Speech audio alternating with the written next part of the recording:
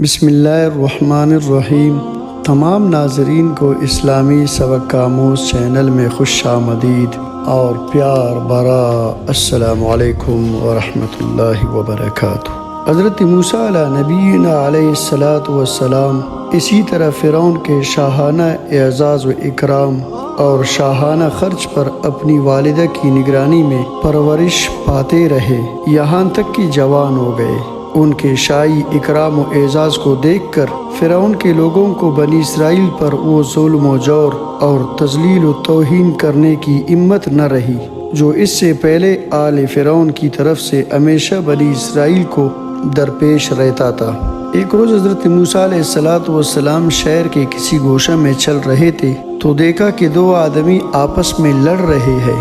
جن میں سے ایک فرعونی ہے اور دوسرا اسرائیلی۔ اور یہ بھی جاننا چاہیے کہ فرعونی کو قبطی اور بنی اسرائیلی کو سبتی بھی کہا جاتا ہے۔ اسرائیلی نے حضرت موسیٰ علیہ السلام کو دیکھ کر امداد کے لیے پکارا۔ موسیٰ علیہ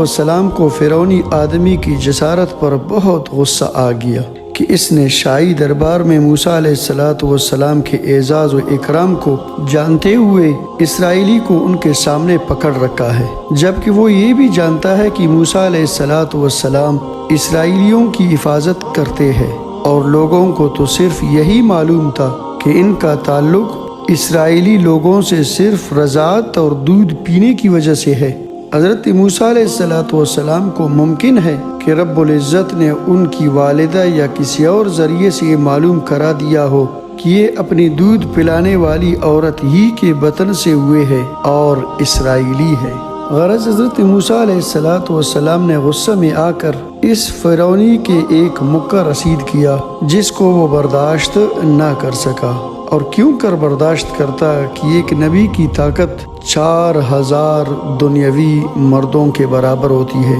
اور وہی گر کر مر گیا، مگر اتفاق سے وہاں کوئی اور آدمی موسیٰ علیہ السلام اور ان دو لڑنے والوں کے سوا موجود نہیں تھا۔ فرعونی تو قتل ہو گیا، اسرائیلی اپنا آدمی تھا، اس سے اس کا اندیشہ نہ تھا کہ مخبری کر دے گا۔ جب یہ فرعونی موسیٰ علیہ السلام کے ہاتھ سے مارا گیا تو موسیٰ علیہ السلام نے کہا ھذا من عمل الشیطان انہ عدو مضل مبین، یعنی یہ کام شیطان کی طرف سے ہوا ہے، وہ کھلا دشمن گمراہ کرنے والا ہے۔ پھر رب العزت کی بارگاہ میں عرض کی رب انی ظلمت نفسی فاغفر لی فغفر لہ انہ هو الغفور الرحیم،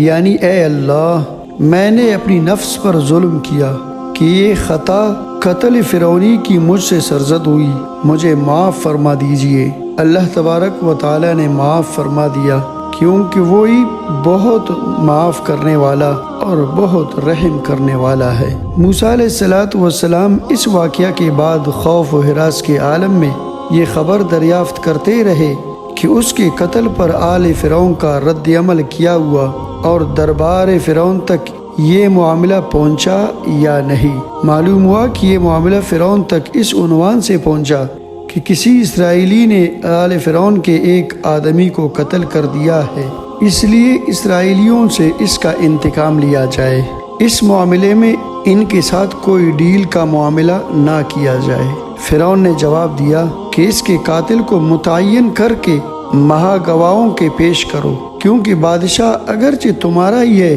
مگر اس کے لیے یہ کسی طرح مناسب نہیں کہ بغیر شہادت و ثبوت کے کسی سے قصاص لے لے۔ تم اس کے قاتل کو تلاش کرو اور ثبوت مہیا کرو، میں ضرور تمہارا انتقام بصورت قصاص اس سے لوں گا۔ آل فرعون کے لوگ یہ سن کر گلی کوچوں اور بازاروں میں گھومنے لگے کہ کہیں اس کے قتل کرنے والے کا سراغ مل جائے، مگر ان کو کوئی سراغ نہیں مل رہا تھا۔ ایک دفعہ رب العزت سے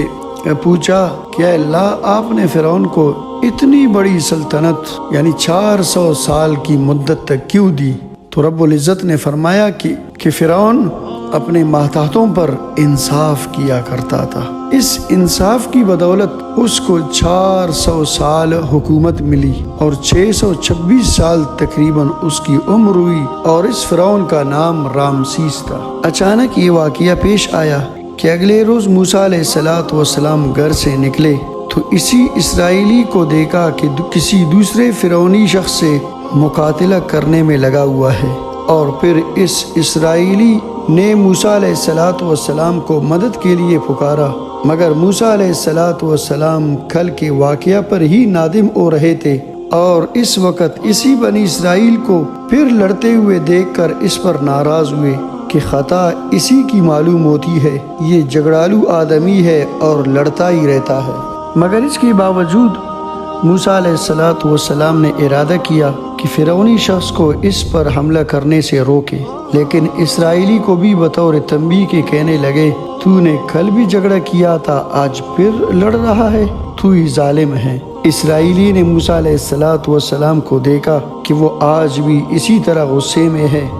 جیسے کل تھے، تو اس کو موسیٰ علیہ السلام کے ان الفاظ سے یہ شبہ ہو گیا کہ یہ آج مجھے ہی قتل کر دیں گے، تو فوراً بول اٹھا کہ اے موسیٰ، کیا تم چاہتے ہو کہ مجھے قتل کر ڈالو جیسے کل تم نے ایک شخص کو قتل کر دیا تھا؟ یہ باتیں ہونے کے بعد یہ دونوں ایک دوسرے سے الگ ہو گئے، مگر فرعونی شخص نے آل فرعون کے ان لوگوں کو جو کل کے قاتل کی تلاش میں تھے جا کر یہ خبر پہنچا دی کہ خود اسرائیلی نے موسیٰ علیہ السلام کو کہا ہے کہ تم نے کل ایک آدمی قتل کر دیا ہے۔ یہ خبر دربار فرعون تک فوراً پہنچائی گئی۔ فرعون نے اپنے سپاہی موسیٰ علیہ السلام کو قتل کرنے کے لیے بھیج دیے۔ یہ سپاہی جانتے تھے کہ وہ ہم سے بچ کر کہاں جائیں گے۔ اطمینان کے ساتھ شہر کی